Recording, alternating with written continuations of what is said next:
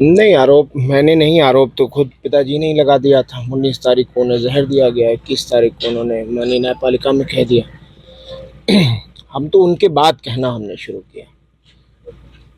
कोई व्यक्ति जो फिट हो बिल्कुल सेहत से, वो अचानक से खाना खाने के बाद बीमार हो गए और उनको महसूस हो गया। उन्होंने लिखित में दिया माननीय न्यायालयों में, और वही हुआ कि 26 तारीख को तबीयत इतनी बिगड़ गई, आउट ऑफ कंट्रोल, कि मूर्छित अवस्था में जब वो बेहोश होकर गिर गए तो उनको ले जाके मेडिकल कॉलेज बांदा में एडमिट किया और डॉक्टरों ने उन्हें गंभीर पाकर आईसीयू में एडमिट कर लिया। कभी आप में से किसी ने नहीं सुना होगा कि एक व्यक्ति अगर ठीक भी हो जाता है, आईसीयू से स्वस्थ भी हो जाता है, तो भी 12 घंटा, 24 घंटा, 48 घंटा ऑब्जर्वेशन में रखा जाता है। 4 बजे भोर में 26 तारीख को आईसीयू में, और 5 बजे शाम में बांदा की तन्हाई बैरिक में, जेल में। कहीं सोचा है किसी ने ऐसा हो सकता है? कुछ नहीं। तो इसलिए इल्ज़ाम तो जो हमने लगाए हैं वो तह बतह अब खुलते जा रहे हैं, तह बतह वो साबित होता जा रहा है। और एक दिन उन्होंने किसी तरह गुजारा है। 28 को मेरी उनसे वार्ता हुई, लगभग 4 बजे उनकी इंतकाल होने से 3 घंटा पहले या 2 घंटा पहले। आपका फ़ोन जो एक वो सब वायरल है, सब जान रहा, देख ही रहे हैं सब लोग।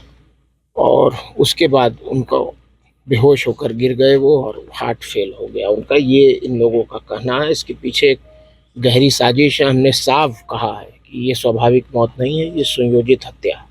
अब्बास अंसारी से मिलने गए थे आप? जी, मिलने गए कैसी रही थे। हमारे बड़े भाई हैं, विधायक हैं, जेल में बंद हैं, एडमिनिस्ट्रेटिव पावर है, डीएम को नहीं आने दिया गया। स्टेट चाहता ला सकता था, नहीं। इत्तेफाक था कि माननीय उच्चतम न्यायालय सुप्रीम कोर्ट बंद थी, वरना निश्चित रूप से वो यहाँ होते उस दिन। कि मुझे यकीन है अपनी न्यायपालिकाओं पर। लेकिन चलिए, नहीं आ पाए। अब आगे के लिए हम लोग प्रयास करेंगे। स्वस्थ हैं, ठीक हैं, बहुत ज़्यादा हिम्मत से क्या हैं, कह रहे? बहुत साबिर हैं, बहुत सब्र कर रहे हैं। कहेंगे क्या यार, पुत्र के लिए पिता सब कुछ होता है भैया। आप खुद सोचो, आप भी किसी के पुत्र हो गए। अब हम दोनों भाइयों के बीच की बात है, मैं आपसे तो कतई नहीं बताऊंगा। बस इतना कह रहा हूँ कि बहुत मजबूत हैं, बहुत ठीक हैं, और रोज़ा रख रहे हैं, नमाज पढ़ रहे हैं, कुरान शरीफ पढ़ के तिलावत करके बख्श रहे हैं, उनके लिए दुआ कर रहे हैं। एक पुत्र अपने पिता के लिए कुछ कर नहीं सकता है, और हम दोनों भाई उनकी सेवा नहीं कर पाए। जीवन भर भी सेवा करते तो भी उनके लिए कुछ नहीं कर पाते। और अब तो हमारे पास बस यही मौका है कि जो रास्ता वो गरीब, मजलूम, बेसहारा, यतीमों को, कुचले लोगों को सताए जाने के लिए वो जो लड़ाई लड़ते थे, उनका आंसू पोंछते थे, उनकी मदद करते थे, अब वो रास्ता हमें, हमारे लिए छोड़ गए हैं। हम उसी तरह गरीबों को लामबंद करके, एकजुट करके उनकी मदद करेंगे, उनके लिए खड़े रहेंगे। यही आशा और यही उम्मीद हमारे सीनों में है। उमर, एक सवाल छोटा सा है कि तमाम लोग आ रहे हैं, उनकी कब्र पे फातिहा पढ़ रहे हैं, वीडियो कॉल के जरिए लोग जी, मुख्तार अंसारी का दर्शन कर रहे हैं। चलिए, सच तो बताया आपने कम से कम।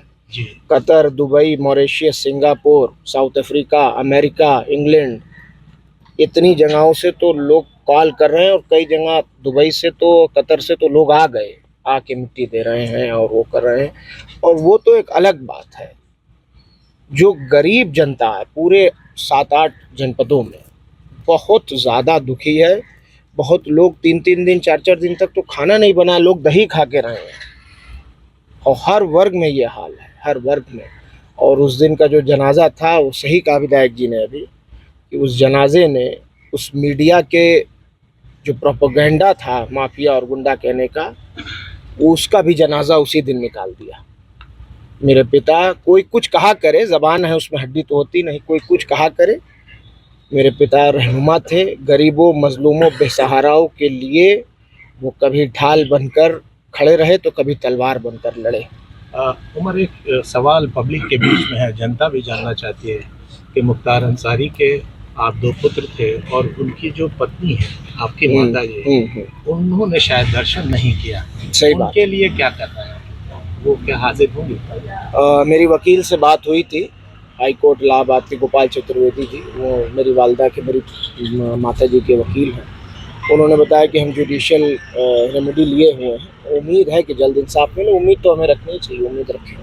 तमाम लोग दर्शन कर रहे हैं, आप भी चाहेंगे कि माँ जो है वो? अब जख्मों को मत खुरेदिए। मैंने बहुत साहस, बहुत हिम्मत, बहुत धाड़स बना रखा है। मैं 25 साल का ही हूँ अभी। मेरा भाई नहीं है, मेरी माँ नहीं है, मेरे पिता चले गए हैं। लेकिन आप मानिए, लोग जो पिताजी के साथ रहे हैं विधानसभा में, एमएलसी लोग, विधायक लोग, वो तमाम नेता लोग फ़ोन करके, बहुत लोगों ने बहुत प्यार दिया है, हिम्मत दी है, साहस दिया है, और सबने कहा है कि बेटा तुम अकेले नहीं हो, और तुम्हारे पिता की हत्या हुई है और हम इस लड़ाई में तुम्हारे साथ हैं, कानूनी रूप से हम अपनी लड़ाई को जारी रखें। उमर भाई, आखिरी सवाल, 40वां से पहले क्या लगता है कि अब्बास भाई भी आप भैया उम्मीद तो किया जा सकता है, हम लोग प्रयास कर रहे हैं। उमर, एक खबर आ रही है कि बांदा जेल में लोग दुखी हैं या जिस भी वजह से टमाटर और नमक खा रहे हैं, कुछ ऐसी सूचना आ रही है? एक सूचना आपको नहीं होगी, मैं दे दूं। जिस दिन उनको पंजाब से ले आया गया था बांदा की जेल, उससे पहले वो बांदा रह चुके थे, फिर पंजाब चले गए थे। पंजाब से जब वापस सुप्रीम कोर्ट के ऑर्डर पे लाया गया तो सुप्रीम कोर्ट ने कहा था कि उनकी मेडिकल एडिक्वेट फैसिलिटीज़ का ध्यान रखा जाए। और जब बांदा की जेल लाया गया था तो बांदा की क्यारी में, जेल की क्यारियों में कोई फूल नहीं बचा था। ये बात किसी को पता नहीं, मैं आज खोल रहा हूँ इस राज को।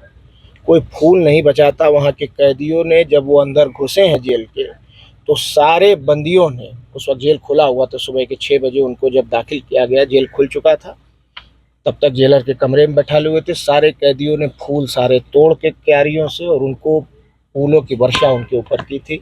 गरीब, मजलूम, बेसहारा, कहीं भी किसी जनपद, किसी जगह, मेरे यहाँ लोग केरला से भी अभी आए हैं, महाराष्ट्र से और राजस्थान से मोटरसाइकिल से लोग आए हैं, झारखंड से मोटरसाइकिल से लोग आ रहे हैं। तो जाहिर बात है कि लोग दुख में होंगे, और कुछ भी गम में, इमोशन में आदमी कर सकता है। मुमकिन है कि ना खाना खा रहे हैं, मैं मानता हूँ इस बात को। Thank you.